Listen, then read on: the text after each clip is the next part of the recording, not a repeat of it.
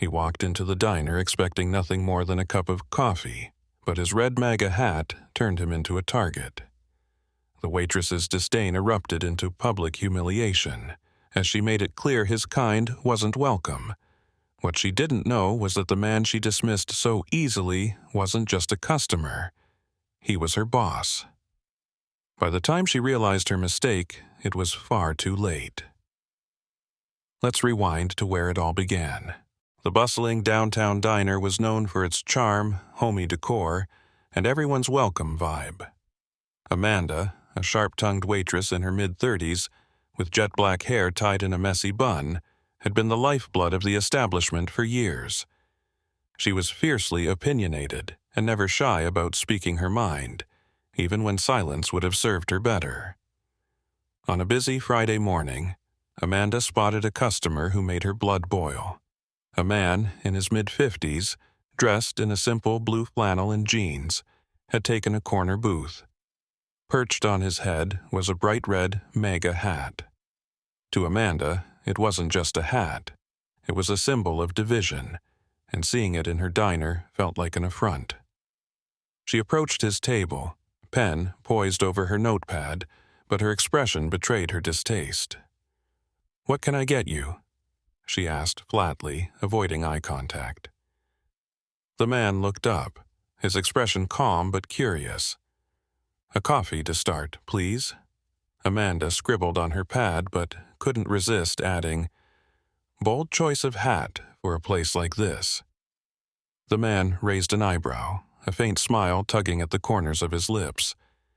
"It's just a hat," he said, his voice even. "Sure," Amanda muttered under her breath as she walked away. Back at the counter, she vented to a coworker, her voice loud enough for nearby patrons to overhear. "Can you believe that guy waving his politics around like it's no big deal? Some people have no respect." Her coworker shrugged, uncomfortable but unwilling to engage. Amanda wasn't done. She returned to the man's table, her tone now icy. "Sir, I'm going to have to ask you to remove the hat. It's making people uncomfortable." The man leaned back slightly, his expression unreadable. "I'd rather not." "Then I'm afraid I can't serve you," Amanda said, crossing her arms. He nodded slowly, stood, and placed a $5 bill on the table. "For the coffee I didn't get," he said, before walking out without another word. Amanda returned to the counter, feeling victorious. "Some people need to learn this isn't the place for that nonsense," she declared. Her coworkers exchanged uneasy glances, sensing that this wasn't over. The following Monday, the diner buzzed with the usual morning rush. Amanda was busy taking orders when a group of sharply dressed individuals entered, exuding an air of importance. At their center was the man in the red hat, now without the controversial accessory but with a commanding presence. Amanda's jaw tightened as she watched them approach the counter. Before she could speak, the man smiled politely and said, "Good morning.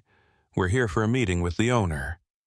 The manager, Julie, hurried out from the back, her face lighting up in recognition.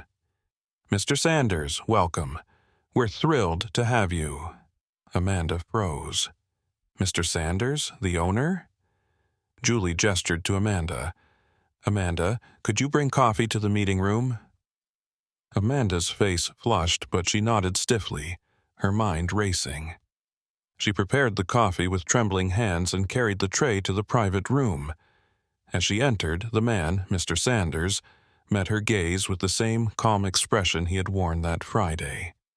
"Thank you," he said simply, his tone betraying no hint of malice. Amanda placed the tray on the table and hurried out, her heart pounding. The realization of her mistake hit her like a freight train.